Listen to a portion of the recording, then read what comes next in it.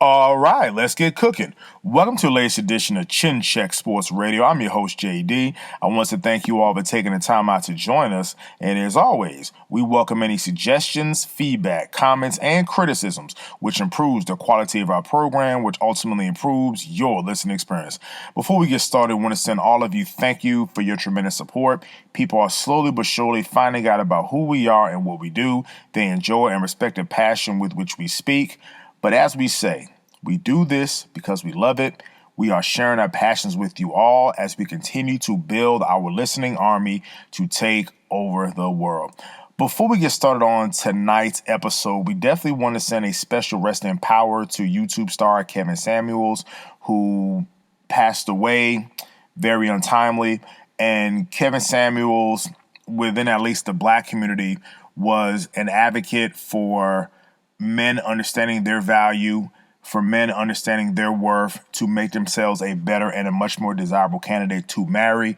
He was very pro-man, and of course that automatically equated to him being very misogynistic, and his delivery could have been a little rough, but sometimes you have to tell grown people the truth. Sometimes the truth is a jagged pill to swallow, but I think all in all his heart was in the right place. He spoke his truth.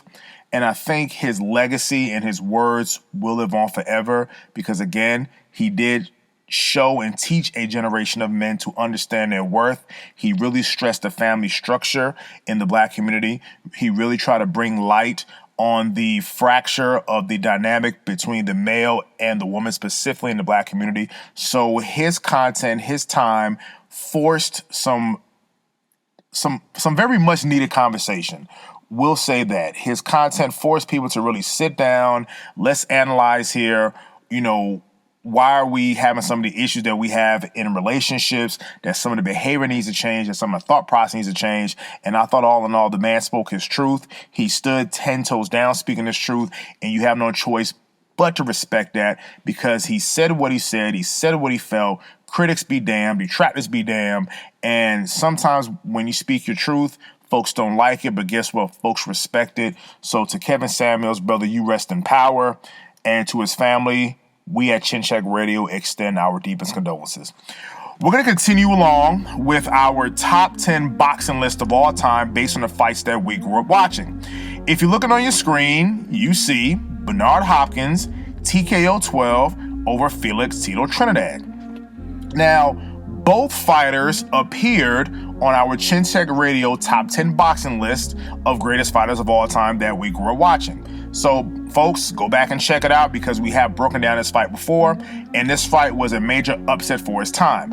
Now, people, hindsight 2020, don't think of it because of what one particular fighter became. But let's go through the history of each guy going into this fight and how we got to this point. Bernard Hopkins, coming out of Greater Ford Prison, fought his first professional fight October of 1988, losing a majority decision against one Clinton Mitchell. Can anybody find who that is? So gets with the late trainer Bowie Fischer, and we're going to bring him up when we discuss the Trinidad Hopkins fight. Lost in his first title defense on the undercard of undisputed heavyweight champion of the world, Riddick Bowe, against Jesse Ferguson. He lost to the brilliant Roy Jones Jr. May of 1993 in unanimous decision. He fights for the vacant IBF title, the one that he lost against Roy Jones. Well, he lost his title shot against Roy Jones. Fights in Quito, Ecuador against Segundo Mercado in an excellent fight where Hopkins is actually knocked down twice, but actually he manages a draw.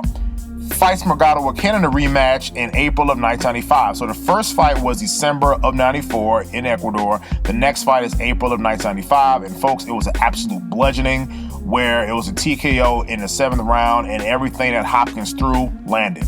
Another notable fight is April of 1997, a TKO against future trainer, former 154-pound champion, John David Jackson, who also trained Hopkins in some of his biggest upsets, as well as trained one Sergey Kovalev, who at the time, Kovalev was seen as unbeatable, and when Kovalev walked away from John David Jackson, that was the end of one Sergey Kovalev.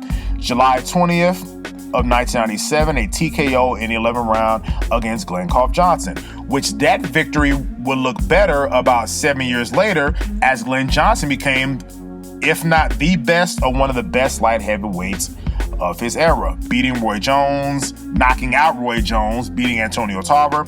January of 1998, a TKO victory in the 6th round versus former titleist Simon Brown. In December of 1999, a unanimous decision victory against hard-hitting Antoine Eccles. And December of 2000, a TKO in the 10th round in a rematch in a foul-filled affair against one Antoine Eccles, who was known as Kid Dynamite, who has some serious knockout power. And in April of 2021, the first fight in a middleweight championship series, a unanimous decision against one Keith Holmes. Felix Trinidad being the bigger star. Trinidad won his first title January of 1993, winning the IBF welterweight title in a brutal knockout in the 2nd round against one Maurice Blocker. In January of 1994, a unanimous decision victory against the late Hector Macho Camacho.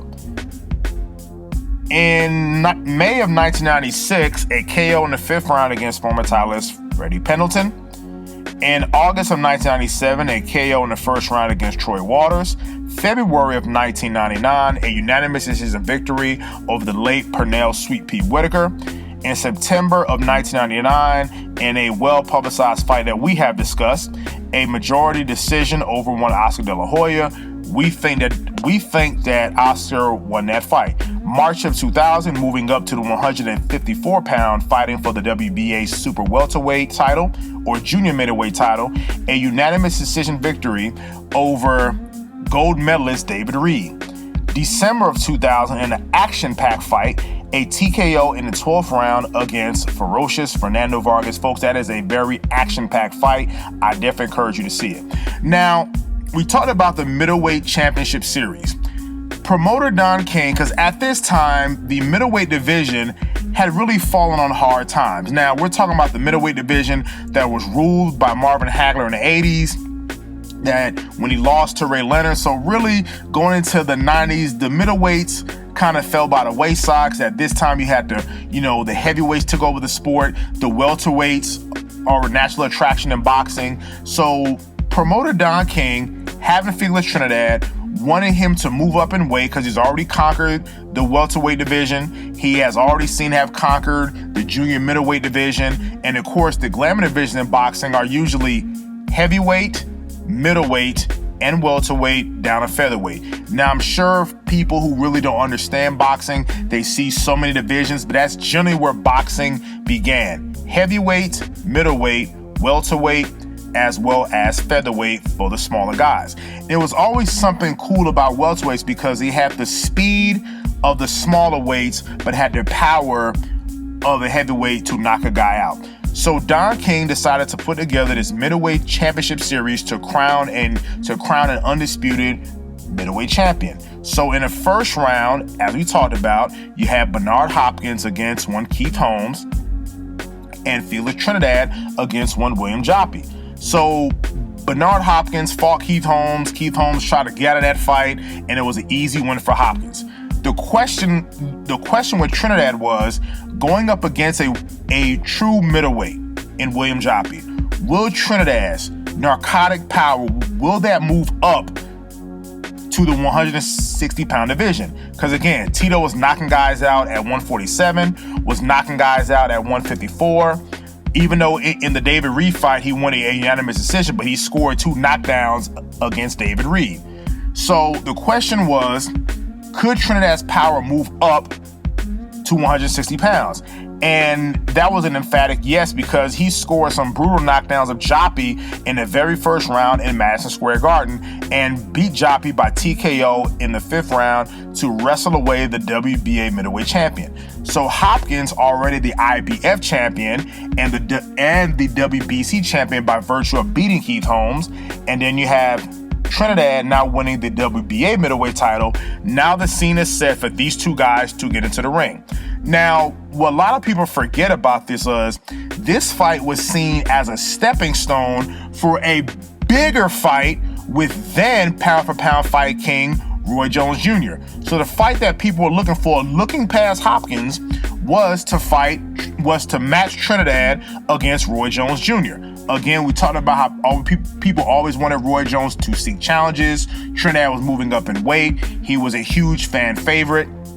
So that was a fight that people wanted to see, and Hopkins was kind of seen as merely as an afterthought. Now, leading up to this fight, there was an infamous situation where, of course, the fighters are doing their press conferences, they're jawing back and forth, and Felix Trinidad is holding a small Puerto Rican flag. Hopkins rips the flag out of his hand and throws it to the ground, doing this in front of Puerto Ricans, having no fear of the Puerto Ricans and really doing it. So now Trinidad's thinking, okay, this guy is a little bit different from what I'm used to dealing with.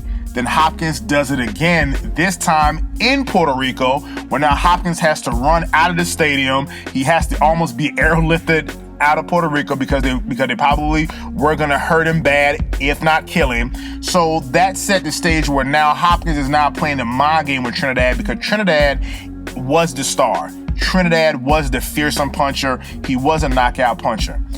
Unfortunately, 9/11 happened because this fight was originally scheduled for September 15th, 2001, but this is 4 days after 9/11, so of course there was no boxing. Hopkins was able to go back to Philadelphia, while Trinidad, obviously coming from Puerto Rico, stayed in New York City. So it was really, a hard time in this country. People was really trying to heal from 9/11, so this fight really began the healing process. Now, going into this fight, Trinidad was a heavy favorite, in some cases 3-1, 4-1. If you go back and watch some of the early commentary from the late Emanuel Stewart, who talked about how great Hopkins was and it was going to be a tough fight, but he was still picking Trinidad. Hopkins told everybody who would listen what kind of fight that he was going to do. He was going to make it a rough and tumble fight. He was going to jump all over Trinidad. He was going to wrestle Trinidad, rough Trinidad up. So Hopkins was telling anybody who would listen that he was going to make it a very ugly fight. So of course, both fighters entered the ring in the backdrop of 9/11, of course, with a patriot type theme with American flags. Tito came out wearing a policeman's watch cap. His father, Trinidad Sr., was wearing a fireman's hat. So definitely a lot of American theme and patriotism that was going into this fight. So again, Felix Trinidad at 40-0, fighting Bernard at 40-0, at 28 years old, really not even in his prime yet, against Bernard Hopkins, who was 39-2-1, who was hoping to break the middleweight championship defenses record by one Carlos Monzon, the famous middleweight of the 70s. So now what is going to happen? So you have Hopkins trying to tie and break a record, and you have Trinidad really trying to become the middleweight, the unified or the undisputed middleweight champion of the world, to eventually set up a catchweight fight with the brilliant Roy Jones Jr. Trinidad clearly did not have a plan. His plan was, I'm going to just knock Hopkins out. Again, when you're 40-0, you just knocked out the previous middleweight champion. I'm sure in Tito's mind, there was nothing that he really needed to change in his game plan. He was going to just huff and puff and just knock Hopkins out. Now, this fight took place at Madison Square Garden. Folks, let me paint a picture for you. Madison Square Garden at a Felix Trinidad fight is not that much different from fighting in San Juan, Puerto Rico. That place is heavily Puerto Rican, heavily packed. We have went to a Trinidad fight when he fought Ricardo Mayorga in his comeback fight.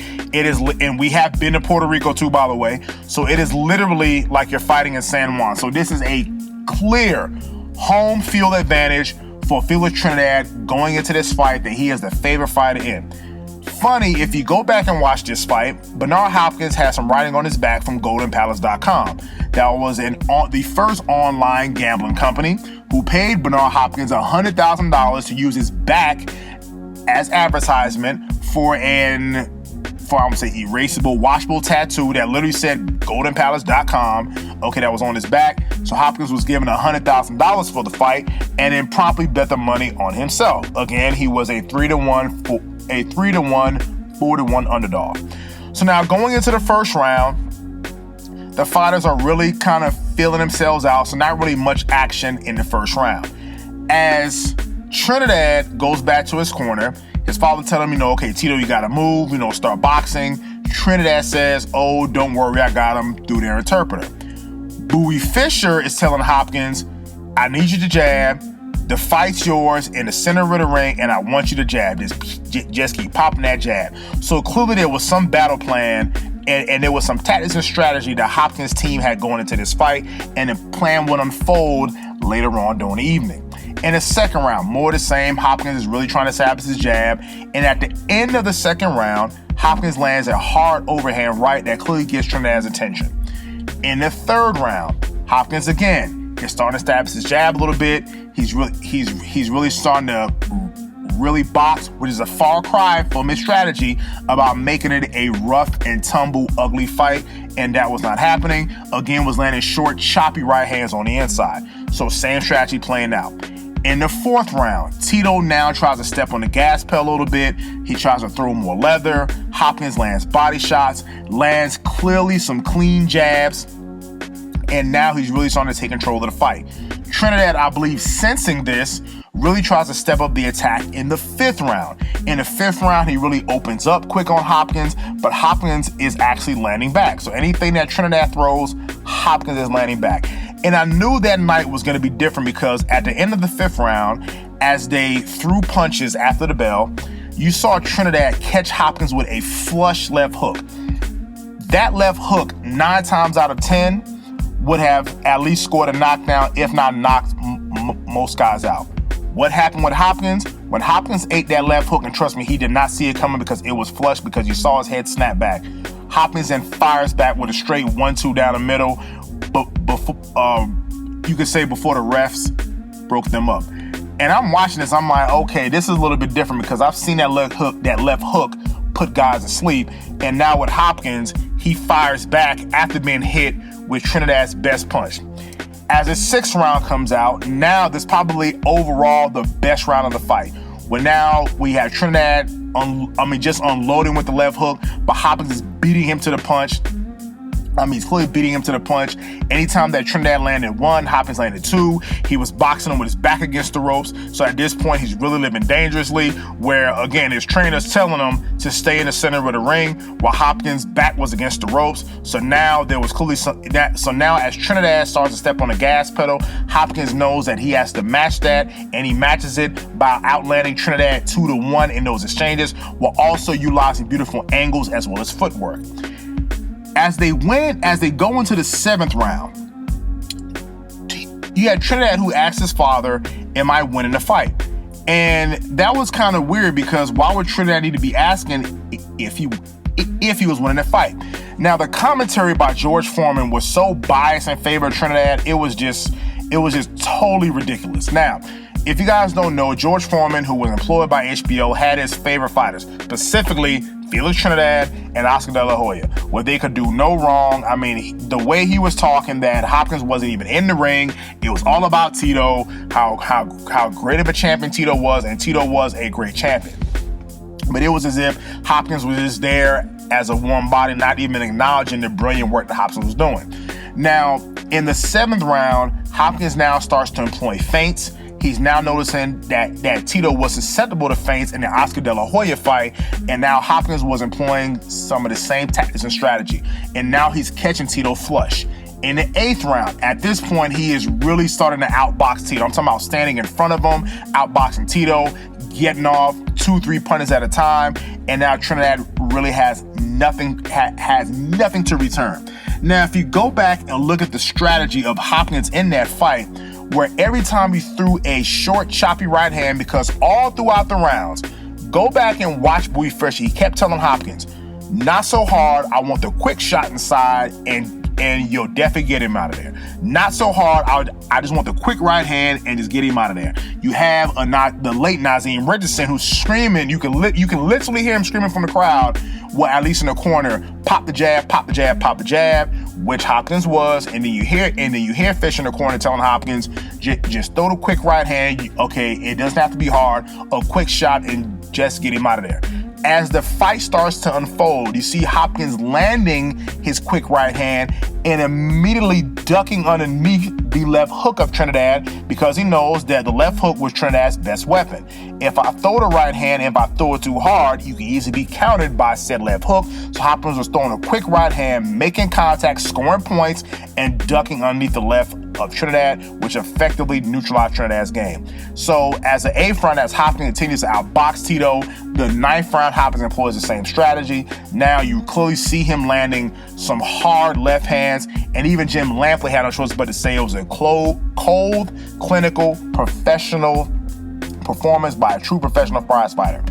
Trinidad asked again going into the 10th round, was he winning the fight? And clearly Tito knew something was different that night. And in the 10th round was probably Trinidad's worst round. Now you can tell that was his last gas. He was really trying to throw everything he had at Hopkins, and Hopkins was meeting him, just beating him to the punch, outlanding him. And at the end of the 10th round, right as the bell rang, you see Hopkins catch Trinidad with a beautiful uppercut on the inside, and now Trinidad is staggering on his feet. He's throwing punches. And Trinidad was pretty much saved by the bell, and he staggered back to the corner. In the 11th round, it was more the same. It was another huge round where Hopkins was hitting his man with hooks, straight right leads. At this point, Trinidad was pretty much done. And in the 12th round, he comes out after Trinidad. Hopkins was so in control of the fight. Even the 11th round, it was target practice. Folks, again, go back and watch that fight. Hopkins was so in control of that fight, the man didn't even know what round it was in. He literally had to ask his corner, what round is this? They had to tell him that it was the last round, and the man wasn't even breathing hard. Comes out in the 12th round. Again, is really pushing the issue to Trinidad. Again, don't want to leave it up to the judges to give this man a gift decision, and lands a counter right hand on the inside, drops Trinidad. Tito valiantly tries to get up. He does make it up at like the count of 9, and his father stops the fight, and Hopkins scores this major upset. Folks, this was a huge upset. I really can't drop from the point to you all how big of a star Felix Trinidad was in boxing. This man was a cult icon, especially in the Northeast, especially in the New York, New Jersey area, a heavy Puerto Rican fan base, and they lived and died with Trinidad. Much like you'll ask a Filipino how they lived and died with Pacquiao, is the same thing with Trinidad. Trinidad, in my lifetime, is the most famous Puerto Rican fighter by far. And that even includes Miguel Cotto. As popular as Miguel Cotto was, he was not the star that Felix Trinidad was, especially amongst Puerto Rican fans. They lived and died with this guy. And again, Tito, we were fans of Tito. Again, growing up in the Northeast, we watched his career blossom, and he clearly was a heavy favorite going into this fight. And Tito was a huge star. For Hopkins to go outbox his man pretty easily. Again, he told everybody who would listen he was going to turn it into an ugly fight, and he pretty much gave Trinidad a boxing lesson from the 7th, 8th round on until the very end of the knockout. And that pretty much sent Hopkins on his way, where Trinidad, that was kind of the end of Trinidad as a top flight professional, because he continued on, in his career, came back against one Hassan Sharifi, against Ricardo Mayorga, lost against Ronald Winky Wright, fought Roy Jones in 2008 where he was clearly past his best, but it doesn't take anything away from the caliber of fighter that Tito was. Hopkins, on the other hand, became a living legend. We've gone from that fight to Oscar De La Hoya, to the Jermaine Taylor fights, to Joe Calzaghe, to Kelly Pavlik, to Antonio Tarver. For Hopkins, literally going up from the middleweight division to the light heavyweight division, something that even Ray Robinson couldn't do, to becoming the oldest man to win a world title, the oldest man to defend a world title, becoming a top flight competitor at even the age of 49 years old. So Hopkins became the legend of Bernard Hopkins that most fans know started from this fight. Now, for those of us who remember Bernard Hopkins, we actually remember his fights on BET. Let that sink in, folks. There were Bernard Hopkins fights on BET. Yes, BET once at a time had boxing.